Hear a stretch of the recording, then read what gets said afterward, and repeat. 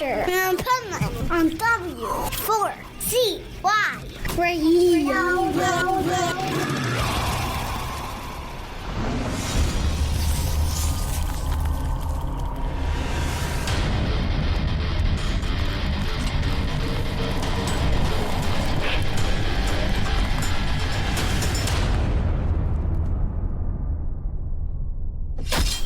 This is the Pipeman here on the Adventures of Pipeman W4CY Radio, and I'm here with Stefano from SYK.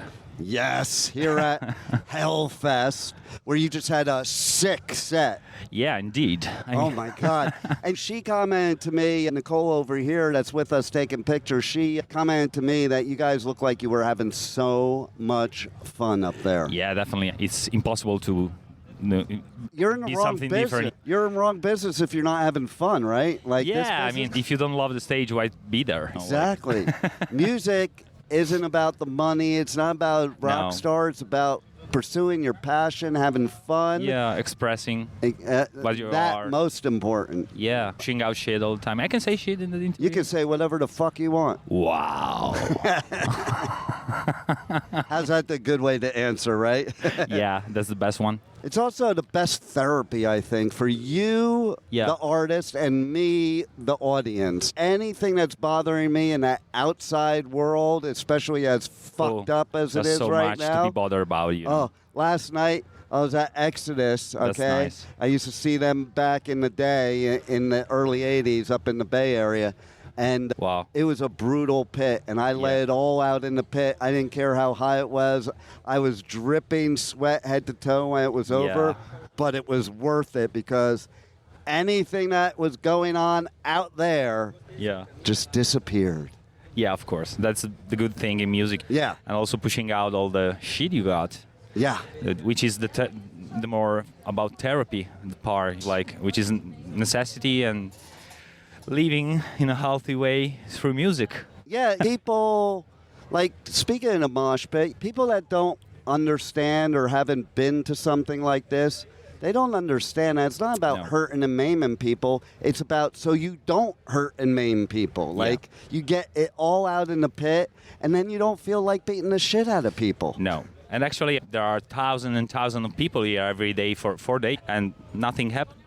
Everyone is happy, everyone is peaceful, everyone, because the thing is that when you express, you don't hurt anyone when you express violence or aggressive shit through music. Yes, exactly. So that's the most developed, I would say, way to stay on this earth, because if you're just brutal, violent, doing that with your hands or some weapons and shit, you're a fucking Neanderthal. Yeah. So. Totally. So that's the good thing about music. You're not hurting anyone. You're just expressing and putting shit out, so that's healthy, I would say. Well, it's funny what you just said, too, because several years ago, because I go on tour and do, like, all the festivals, and then sometimes there's conflicts. So one weekend, I had 2 festivals, same weekend, same state. So I had one of my employees who had never been to a metal show ever in her life. Wow. I'm like, I'm going to send you a cover to show. She was a country girl. Yeah. And I basically said to her, I'm like, listen, it's not what you think. You're going to go there. It's not like your country shows where a bunch of rednecks are getting drunk and beating the crap out of each other. That's exactly what I said. Yeah. And I said, you're going to find we're one big family. You're going to make new friends. You're going to see no fights. It's You're just going to have the best time of your life. And she came back from that weekend. She's like, oh my God, you were so right. She goes, I met all these cool people. I got a new boyfriend now. And I have this new favorite band. They're called Bring Me the Horizon. I'm like, yeah, I've heard of them. Wow, okay. And I think I have this philosophy right now with all the turmoil in the world. What we really need is one music festival for the whole world and everybody. It's mandatory to go to. Like, the whole world has to go, and I think we could solve all our problems by doing that. Yeah, we just stop to but let brutal and stupid, unhuman leaders to lead us, because they don't really represent us. It's like, we're totally different. People is totally different. There are a bunch of stupid guys. We likes to push things and have brutal shit going. But the most of the people is, I find here there are like 60,000 a day, maybe.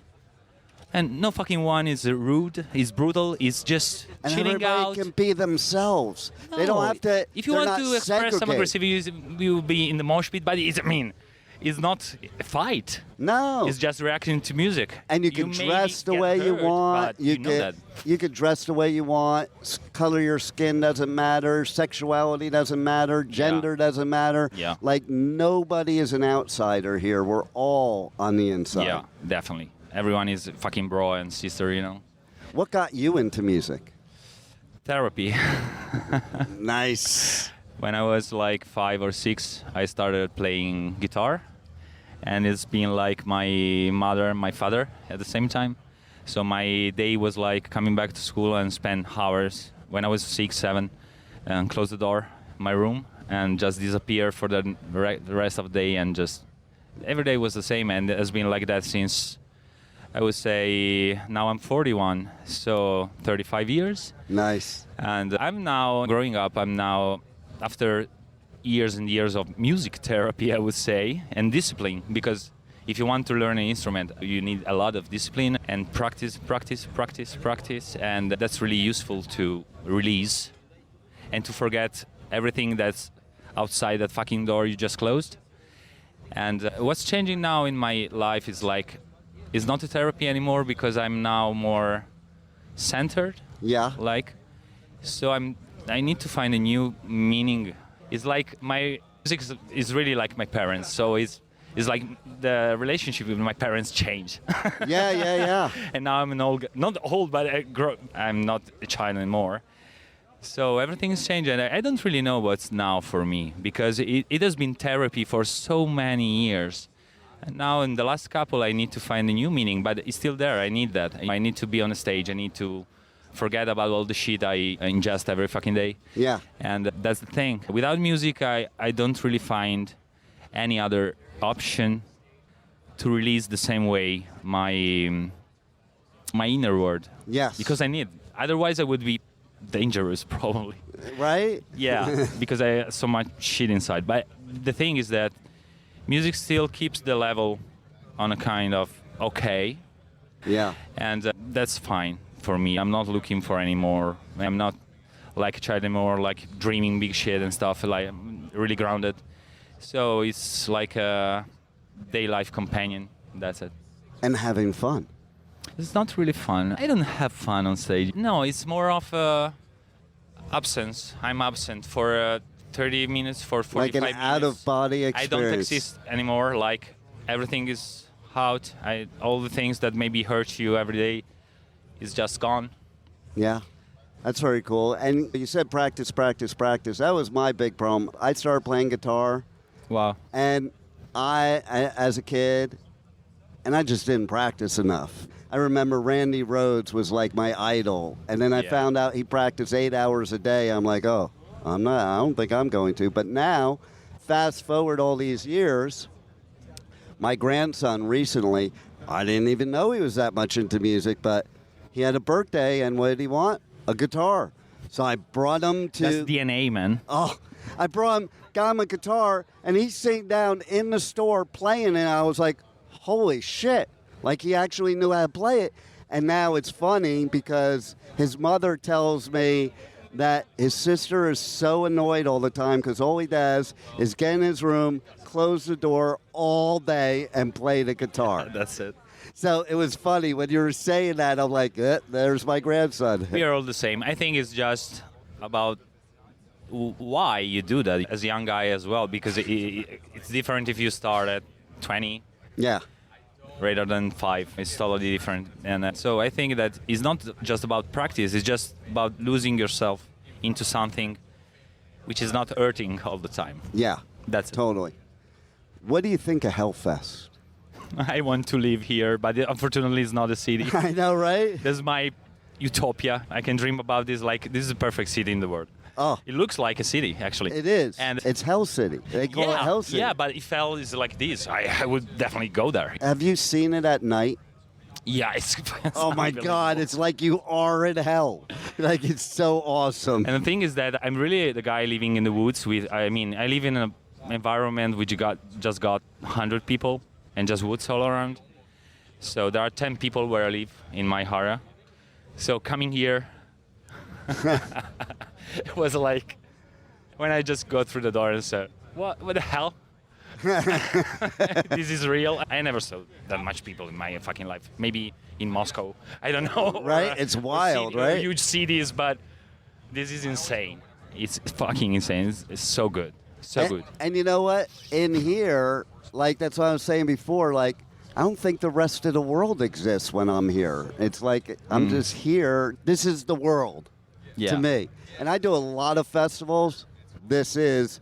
When I got here, I'm like, I've reached the promised land. Yeah, it's different. You got huge and great festivals.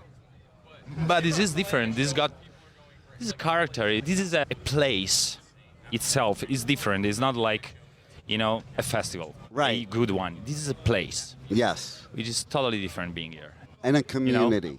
I go to the bar, take a beer, then see some bands, then just go around. Is there a particular band you're most looking forward to seeing? Oh, Lord. Really looking forward? I would say no. And I don't want to be unpolite, but I'm an old guy on that side. My favorite one that really changed my life was Death when I was 14. Nice. And when I was 14, The Sound of Perseverance was out. And that changed totally my view of music. And since then, and I saw a lot of concerts by the end. When I was 13, 14, 15, 16, like 90s and early 2000. And I must say that when you see those bands, it's limiting because everyone else is different now. Yeah. The intensity of those concerts, like Death, Testament, all those fucking bands, which are my favorite. Yeah, basically. So I was at Slayer's first show ever. I saw twice Slayer, which was Gods of Metal in 99, 2000. And then after 6 days, I saw them at Earth's Court in London when I was 16. And it was insane. I mean, I'm not the kind of normal average Slayer guy, but I really loved them. And it was one of the most impressive thing on a stage I saw in my life. Yeah. They were so fucking intense. No doubt. It was brutal. Yeah, so like when I was a teenager, my dad moved me in 1980 to LA. And so I was in that whole scene. I saw Metallica's first show ever. Yeah. I saw Slayer's first show ever. Metallica as well, yeah. And then they both left and went to the Bay Area. So me and my bro used to hitchhike up to the Bay Area to see... You're fucking lucky, man. I envy you so much. Possessed, Dark Angel, Exodus. Stop it. I would like to be older to live that moment because I'm from 84. So I started listening to Black Sabbath when I was like 10. Me too, but Black I was Sabbath, in like 5th grade. Black Sabbath, Pantera, all those names which were fucking unbelievable acts. And actually I would really love, but I missed them, to see here. The only band I was really like, wow, which is totally different from the whole thing, is Muse. Oh yeah, they were last night. Which is not my favorite one. But there are some guys I really would like to see on a fucking stage because they're so intense and great musicians. There are 3 guys holding huge stages. Yeah. With an insane power. It always blows my mind. That's what I want to see. Bands with 3 people in it that make that kind of sound just blows my mind. It's insane. Right? They're so it's fucking like, good. I'm like, how do they do that with only 3 people? Like, you got Slipknot has 9 people, and they make more sound than Slipknot. Yeah, exactly. You know? Well, Muse sounds pretty heavy. Yeah. So that was really... But we missed them because we were going to play this morning. So we went to sleep at midnight. We have 1 hour drive to the hotel from here. So it's long. So they were starting too late for us, and I had that, but we need to work. Well, you had to play, but me, I was here till the end. I was there for Heilung. Yeah. And then I'm like 40 minutes away from here, so I'm like, we got to get up early because we got to catch the 6th set, and let's go. Yeah. Yeah, actually, there's a lot of good bands on the bill. I mean, too there's many. fucking a lot, too many. I would really love to say there's a lot of bands on Halter stage where we play. Those are all my favorites because they're all the thrash bands. Yeah, I would really love to see some kind of new stuff like Vola and Leprous as well, and all that Persephone as well. Yeah. But there's a lot of good bands today, and such Fay, because Steve Vai and Joseph Trani were like when Passion and Warfare came out, and the other one with Satrani, I don't remember the name, but when I was a teenager, they were really gods for me, like Chuck Schuldiner, like James Murphy, like Koble, Alex Kolnick was my. Yeah. I mean, they're so great players, and like tomorrow is Death Clock with Gene Hoglan, who's also in. don't tell me that because tomorrow we're gonna go away. Yeah. So I interviewed him a couple weeks ago for the new Dark Angel stuff, and now I'm going to interview him tomorrow for Death Clock. Okay, I want to see Gene Hoglan once in my life.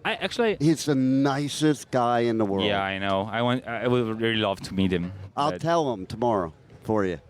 But I'm not here. I'll tell him tomorrow that he has to put your band on tour with him. Oh, please. I will. Trust Please. me. I'll even do it in the interview. I'll put him on the spot. I'm getting older. I need something good in my life. There you go. Let's Well, Hellfest was enough, but I need to tour as well. I'm missing touring.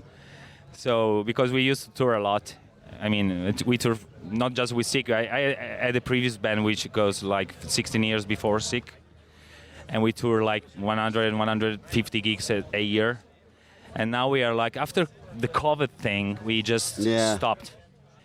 And it's pain in the ass, man. I'm suffering so much for that. Let's make it happen. Please. Please. So, last thing is tell everybody how they can reach out to you guys, check out your music and everything else, and buy your merch and stuff like that. And yeah, they just can. We are easy guys. Just write to Seasonomies or write to us or check our Spotify or check our Instagram page. I mean, you know, nowadays you're more influencer than musician, but I'm not like that, so we are pretty bad at socials. I must say that I'm totally handicapped about that. But because it's not my style, I'm still used to go to club to see bands. Yeah, totally. When I was Me young, too. every fucking club was full. Tape trading was my social media. Exactly. And or city burning, like. Yeah. And at that time, everyone was going around to check bands. I mean, 200, 300 for local or maybe bands that no one knows. It was normal. Yeah. Now 200 or 300 are the average for the good bands, right? Which sell tickets, which is crazy. Yeah. And so, hope to be back, you know, like Back to the Future, like. Right. Yeah, have a fucking time machine, and. No. But I think things will change. I mean, this is huge and crazy, and it really brings some hope. Well, I'm glad you were here because I've never seen your band, and now I'm hooked because that was a fucking sick show, and thanks so I'm much. glad you're here, and thanks for being on the Adventures of Pipeman. Thanks so much. My pleasure, man. My pleasure, really. Thank you for listening to the Adventures of Pipeman on W4CY Radio.